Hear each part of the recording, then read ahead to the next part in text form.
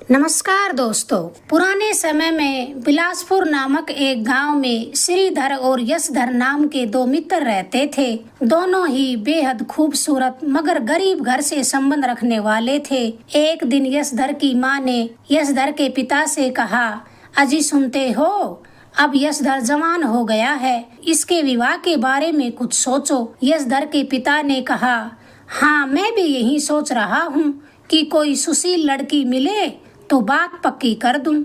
यशधर ने भी ये बातें सुन ली।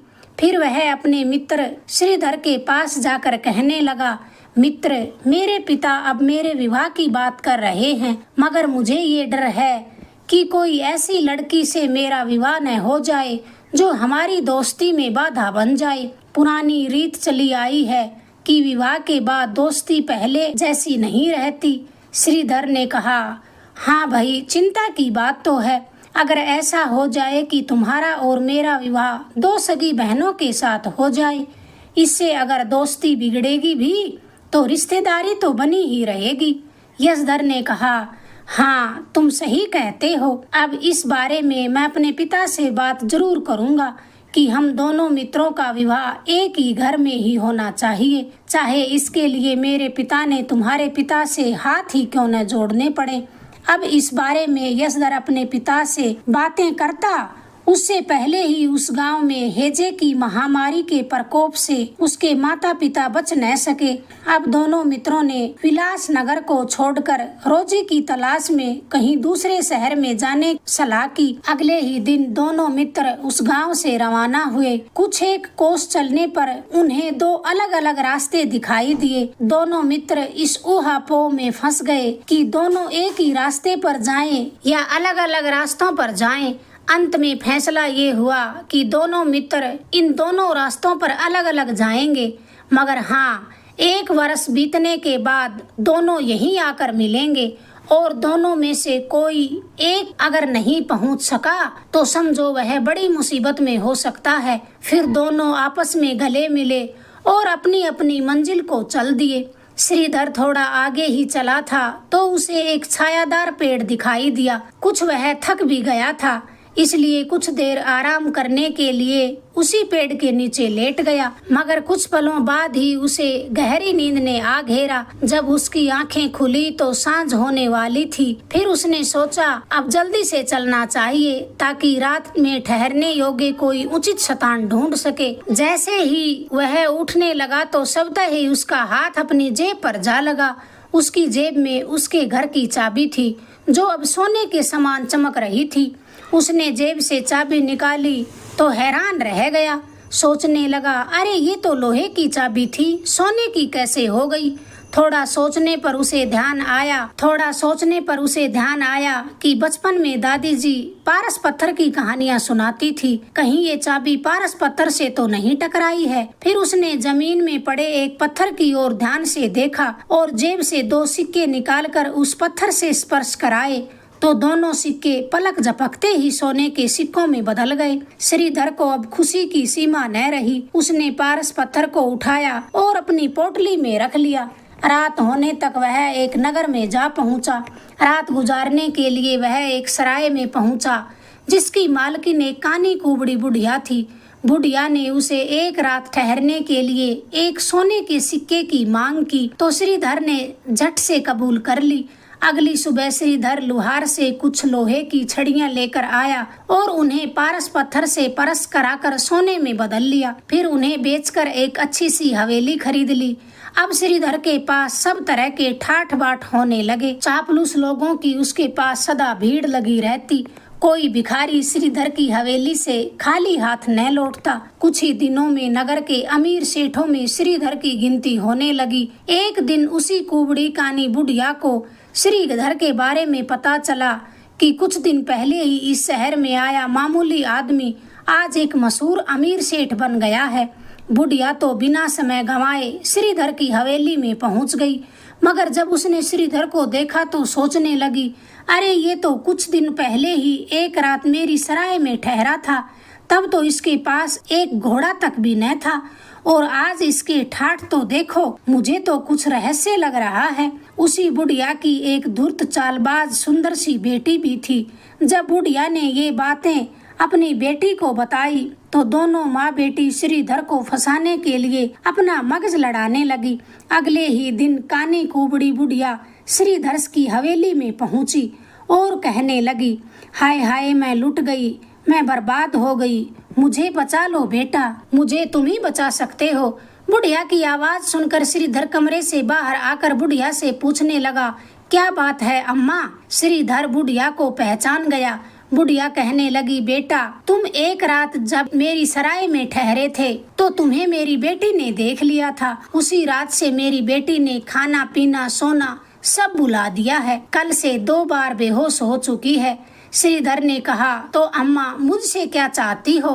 कानी बुढ़िया कहने लगी, बेटा, एक बार मेरी सराय में चल पड़ो, तुम्हें देखकर शायद मेरी बेटी ठीक हो जाए। श्रीधर जाना तो नहीं चाहता था, मगर बुढ़िया के रोने धोने के आगे उसके साथ सराय में जाना ही पड़ा। बुढ़िया की बेटी रूपा ने जब श्रीधर को देखा तो चीखने चुपड़े लहजे में कहने लगी, अरे आप आ गए, अगर आप नहीं आते तो आज मेरे प्राण निकल ही जाते। चूंकि बुढ़िया की बेटी बेहद सुंदर तो थी ही, श्रीधर भी उसकी आवाज और झूठी चाहत में ऐसा फंसा कि उसे उसकी बहुत बड़ी कीमत चुकानी पड़ी। अब हर रोज श्रीधर सराय में आने लगा। एक दिन रूपा ने श्रीधर से कहा, मैंने तो एक सीधे साधे आदमी को अपना दिल दिया था, आखिर आपके पास इतनी दौलत इतनी जल्दी कैसे आई? भोले श्रीधर ने झट जेब से वह पत्थर निकाला और रूपा को दिखाते हुए कहा, यह करिश्मा इस पारस पत्थर का है। रूपा बात बनाकर कहने लगी, अरे पारस पत्थर तो कहानियों में होता है, कहीं सच में थोड़ी ना होता है। श्रीधर ने कहा, तुम्हें यकीन न हो तो अपनी आंखों से देख लो। इतना कहकर श्रीधर ने पारस पत्थर को एक लोहे के पात्र से स्पर्श करा दिया। स्पर्श कराते ही पात्र तो सोने का हो गया। रूपा को अब आश्चर्य का ठिकाना न रहा। तभी चालबाज बुढ़िया की आवाज आई, हाय हाय, रूपा बेटी बचाओ। रूपा चौंक कर बोली, अरे ये तो मेरी माँ की आवाज है। रूपा माँ के कमरे की तरफ भागी तो श्रीधर भी उसके पीछे पीछे वहीं पहुँच गया। अंदर कमरे में बुढ़िया खाट पर लेटी छटपटा रही थी।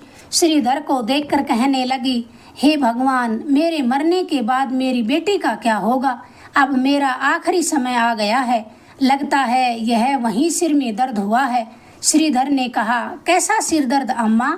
बुढ़िया कहने लगी, बेटा, हमारे खानदान पर एक महात्मा का श्राप है कि किसी को भी सिर दर्द होने पर उसकी मौत हो जाएगी। मेरी माँ, मेरी बहन को भी इसी तरह का दर्द हुआ था और अगली सुबह उनकी मौत हो गई थी। श्रीधर ने कहा, क्या इसका कोई इलाज नहीं है? बुढ़िया कहने लगी, एक महात्मा ने ये बताया था कि अगर पारस पत्थर को सुबह शाम सिर में रगड़ा जाए तो इस दर्द और मौत से बचा जा सकता है। अब पारस पत्थर तो क्या पता कहाँ मिले या न मिले। श्रीधर भोला भाला आदमी था। उसने झट से जेब से पत्थर निकालकर बुढ़िया को पकड़ा दिया और कहा, ये लो अम्मा, ये पारस पत्थर है, आप इसे मुझे 3 दिन बाद लौटा देना। इतना कहकर और पारस पत्थर बुढ़िया को सौंपकर वह अपनी हवेली लौट गया। मगर 3 दिन बाद जब वापिस आकर उसने अपना पारस पत्थर बुढ़िया से मांगना चाहा तो बुढ़िया अनजान बनकर कहने लगी, पारस पत्थर? कैसा पारस पत्थर? श्रीधर ने कहा, अरे वही पारस पत्थर जो मैंने 3 दिन पहले आपको दिया था। बुढ़िया कहने लगी, झूठे मक्कार, क्यों झूठा इल्जाम लगा रहा है हम पर? देखा भी है तुमने पारस पत्थर कैसा होता है? श्रीधर ने कहा, मैं इसकी शिकायत करूंगा। उधर यशधर किसी दूसरे शहर राजगढ़ में जा पहुंचा। एक दिन उसने जंगल में एक घुड़सवार को देखा जिसका घोड़ा बुरी तरह से बिदक गया था। यशधर ने घोड़े की लगाम खींचकर पलक झपकते ही उसे काबू में कर लिया। घुड़सवार के पूछने पर यशधर ने सब बात बताई। घुड़सवार ने कहा, अच्छा तो तुम काम की तलाश में आए हो, हम इस राज्य के महामंत्री हैं, चलो तुम हमारे साथ राज दरबार चलो, हमें तुम जैसे बहादुर आदमी की जरूरत पड़ती रहती है। राजा ने भी यशधर की बहादुरी महामंत्री के मुंह से सुनी तो उसे अपना अंगरक्षक बना लिया। कई बार शिकार खेलते राजा की हिंसक पशुओं से यशधर ने जान भी बचाई। राजा को पूरी तरह से जब यशधर पर भरोसा हो गया तो एक दिन राजा यशधर से कहने लगा, यशधर, राजकीय खजाने से लगातार धन कम हो रहा है, मगर हमारे पास कोई पुख्ता सबूत नहीं है और दूसरी तरफ शहर में चोर डाकू भी बढ़ रहे हैं। कुछ ऐसी तरकीब लगाओ कि दोनों समस्याओं का जड़ से पता लग सके। यशधर ने कहा, महाराज, आपने मुझे इस लायक समझा तो समझो जल्दी ही समस्या का समाधान हो जाएगा। उसी शाम यशधर ने राजा से कहा, महाराज, कल सुबह खजांची महोदय दरबार में आए तो उनसे आप सीधे मुंह बात न करना, ऐसे दर्शाना जैसे आप उनसे नाराज हैं। अगले दिन जब खजांची को देखा तो ठीक राजा ने वैसा ही किया जैसा यशधर ने कहा था। खजांची सोच में पड़ गया कि आज तो राजा ने मेरे अभिवादन का उत्तर भी नहीं दिया। उसी रात खजांची के घर यशधर पहुंचा तो खजांची ने चौंक कर पूछा, अरे यशधर बेटा, तुम इस समय कैसे आए? यशधर ने अंधेरे में तीर छोड़ा और कहा, महाराज, आपके घर की तलाशी करवा सकते हैं, मैं आपको अपना पिता समझकर बताने आया हूँ। यह सुना तो खजांची ने घबराकर हाथ जोड़कर कहा, मुझे बचा लो बेटा, मेरी अकल पर पत्थर पड़ गए थे जो मैंने ऐसा दुष्कर्म कर डाला। मैं चोरी किया हुआ सारा धन खजाने में पहुंचा दूंगा, बस मेरे घर की तलाशी रुकवा दीजिए, वरना मेरी सारी प्रतिष्ठा मिट्टी में मिल जाएगी। यशधर खजांची को तसल्ली देकर राजमहल आ गया और राजा से कहने लगा, हमारी तरकीब सफल रही महाराज, कल आप कोतवाल से भी ऐसा ही व्यवहार करना। अगली सुबह जब कोतवाल किसी काम से राज दरबार पहुंचा तो राजा ने उसे भी क्रोध पूर्वक देखा और उसके अभिवादन करने पर अपना मुंह घुमा लिया। कोतवाल मन ही मन सोचने लगा, ओहो महाराज, आज गुस्से में लग रहे हैं, यशधर महाराज के काफी करीब हैं, उन्हीं से पूछूंगा आखिर महाराज मुझसे इतने नाराज क्यों हैं। दरबार से निकलते ही कोतवाल यशधर के पास पहुंचा, बातें बनाकर कहने लगा, अरे यशधर, आज महाराज कुछ गुस्से में लग रहे हैं, क्या बात है, तुम्हें तो पता होगी। यशधर बोला, हाँ मुझे तो पता है कोतवाल जी, महाराज को पता चल चुका है कि आप चोर उचक्कों को रिश्वत लेकर छोड़ देते हैं, सजा की बजाय उन्हें आसरा देते हैं। कोतवाल डर के मारे कांपने लगा और कहने लगा, बस यशधर, अब की बार मुझे बचा लो, आगे कभी शिकायत का मौका न दूंगा। धीरे धीरे यशधर राजा का निकटतम सलाहकार बन गया। 1 वर्ष पूरा होने से कुछ दिन पहले ही यशधर को श्रीधर का ख्याल आया तो उसने महाराज से 1 माह का अवकाश मांगा। महाराज ने कहा, अरे तुम अवकाश मांग रहे हो और उधर महामंत्री अपनी बड़ी बेटी से तुम्हारा विवाह करने की सोच रहे हैं। यशधर ने मित्र से मिलने के वादे की बात बताई तो राजा ने उसे खूब धन देकर राजसी ठाट बाट के साथ विदा कर दिया। चलते चलते उसे शाम हुई तो उसे एक बगीचे के निकट सुंदर सी हवेली नजर आई। वास्तव में वह एक सुंदर सी सराय थी। यशधर ने उसी सराय में रुकने का मन बना लिया, मगर वह उस बगीचे में जाए बिना न रह सका। रात के समय जब उसकी आंखें खुली तो वह बाहर आ गया। तभी उसने देखा कि बगीचे के पेड़ पौधों के हिलने की आवाजें आ रही हैं। वह चुपचाप बगीचे में चला गया। तभी उसने छुपकर देखा कि 2 बंदरियां आम तोड़ रही हैं।